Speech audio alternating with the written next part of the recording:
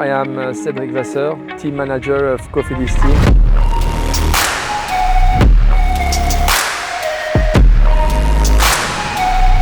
We are in Spain, south of Spain, in Denia. This is the favorite place for all the riders in December because we are preparing the new season. It's the kickoff. We are really here in a kickoff in a well-known place. So for us, it's an important time where all the new riders are mixing with the riders who stayed in the team since a few years. So we are making some tests also because some partners are giving us some new products. So we are trying them, we are giving them some feedbacks. The objective is at the end of the week that everybody enjoyed the time. This is the most important, is to enjoy and to improve.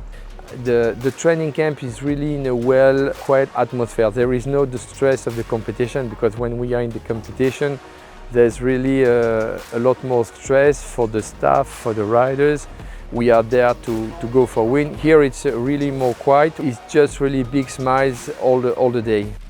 Today, performance is based on a lot of things, and of course, having a chain which is really having a good lubrifications, rolling resistance minimum is very important for us. So this is like marginal gains, and for the riders, it's important to know that we are using a top product for their bikes.